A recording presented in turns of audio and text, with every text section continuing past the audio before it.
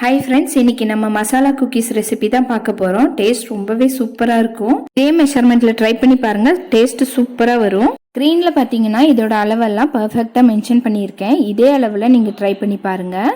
இதில் பார்த்தீங்கன்னா baking powder, baking soda இந்த மாதிரி எந்த ஐட்டமுமே நம்ம சேர்க்கறதில்ல. அதனால கிட்ஸுக்கு நீங்கள் தாராளமாக கொடுக்கலாம். இங்கே எல்லாருமே ட்ரை பண்ணி பார்க்கறதுக்கு ஈஸியாக இருக்கணுங்கிறதுக்காக தான் 100 கிராம் அளவில் கொடுத்துருக்கேன். இப்போ மைதா மாவு கூட கார்ன்ஃப்ளவர் ஆட் பண்ணி ஒரு 2 டைம் ஜலிச்சு வச்சுக்கோங்க. நான் இதில் பார்த்தீங்கன்னா மைதா மாவு தான் ஆட் பண்ணியிருக்கேன். உங்களுக்கு தேவைப்பட்டா நீங்கள் வீட் ஃப்ளோர் கூட ஆட் பண்ணிக்கலாம். இப்போ ஒரு பவுலில் பட்டர் சேர்த்துட்டு நம்ம கையாலவே நல்லா மிக்ஸ் பண்ணி விட்டுறணும். நம்ம கை சூட்டுக்கு அது நல்லா மெல்ட் ஆகி வரும். இது கூட இப்போ பவுடர் சுகர் சேர்த்து நல்லா மிக்ஸ் பண்ணி விட்டுடலாம். பார்த்தீங்கன்னா விஸ்க், ஹேண்ட் பீட்டர்லாம் பண்ணலாம். ஆனால் அளவு ரொம்ப கம்மியாக இருக்கனால நம்ம கையில் பண்ணும்போது தான் கொஞ்சம் கரெக்டாக வரும். இந்த அளவுக்கு மிக்ஸ் பண்ணால் போதும். இப்போ மைதா மாவில் மஞ்சத்தூள், மிளகாத்தூள், உப்பு சேர்த்து தெளிச்சுக்கலாம்.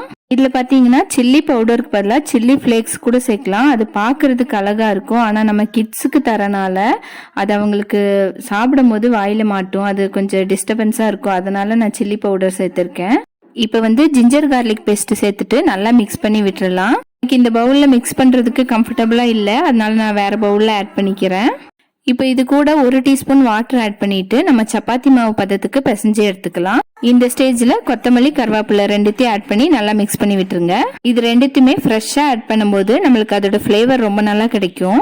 இது எல்லாத்தையும் சேர்த்துட்டு நல்லா பிசைஞ்சு எடுத்துக்கலாம். நெக்ஸ்ட் வீடியோவில் பார்த்தீங்கன்னா நிறைய பேர் கேட்ட ப்ரௌனி ரெசிபி தான் ஆட் பண்ண போகிறேன். அதனால் கனெக்டடாக இருங்க. இப்போ நம்ம மசாலா பிஸ்கட் மாவு ரெடி ஆயிடுச்சு. இதை நான் ஒரு மேட்டில் இப்படி விரிச்சுக்கிறேன். இப்போ பூரிக்கட்டை வச்சு இந்த மாதிரி திரட்டி எடுத்துக்கலாம். இதில் முக்கியமான ஸ்டெப்பு இந்த ஸ்டெப்பு தான். இந்த ஸ்கேல் வச்சுட்டு அந்த எல்லா சைடும் ஈவனாக பண்ணுறேன் பாருங்கள், அது ரொம்ப முக்கியமான ஸ்டெப்பு. அப்போ தான் நம்மளுக்கு எல்லா பிஸ்கெட்டும் ஒரே சேம் அளவில் வரும். நம்மளுக்கு இப்போ சைஸ் வேறு சைஸில் வந்துச்சுன்னா பிஸ்கெட் குக் ஆகும் போது ஈவனாக குக் ஆகாது.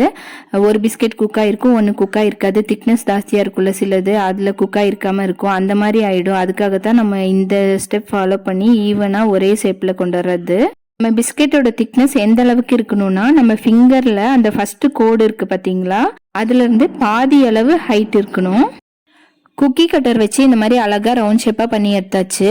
இப்போ இதை நம்ம ட்ரேல ஆட் பண்ணிடலாம். இதுக்கு ட்ரேக்கு கீழே நம்ம பட்டர் பேப்பர் அந்த மாதிரியெல்லாம் விரிக்கணும்னு அவசியமே இல்லை. நம்ம டைரெக்டாக இப்படி வச்சாலே போதும்.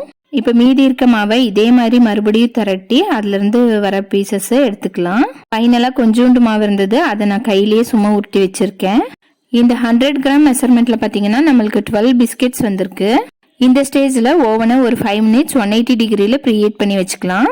ப்ரீஹீட் ஆனதுக்கப்புறம் இப்போ பிஸ்கெட் மாவு உள்ளே வச்சிடலாம். பிஸ்கெட் பேக் ஆகிறதுக்கு கரெக்டாக 12 to 15 மினிட்ஸில் பேக் ஆகிடும். நம்ம பிஸ்கெட் பேக் ஆயிடுச்சுன்னு எப்படி கண்டுபிடிக்கிறதுன்னு பார்த்தீங்கன்னா, ஒரு 12 மினிட்ஸ் ஆனதுக்கப்புறம் ஒரு இந்த மாதிரி ஸ்கேல் வச்சுட்டு இப்படி லைட்டாக மூவ் பண்ணி பாருங்கள். நல்லா நம்ம பிஸ்கெட் மூவ் ஆகும். அதுக்கப்புறம் இப்படி திருப்பி பார்த்தீங்கன்னா லைட்டாக ப்ரௌனாக இருக்கும். இந்த ஸ்டேஜில் நீங்கள் வெளியே எடுத்துடலாம்.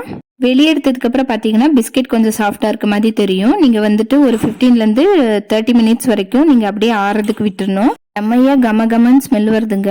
டேஸ்ட்டு கூட செம்ம டேஸ்ட்டாக இருந்தது. ட்ரை பண்ணி பாருங்கள்.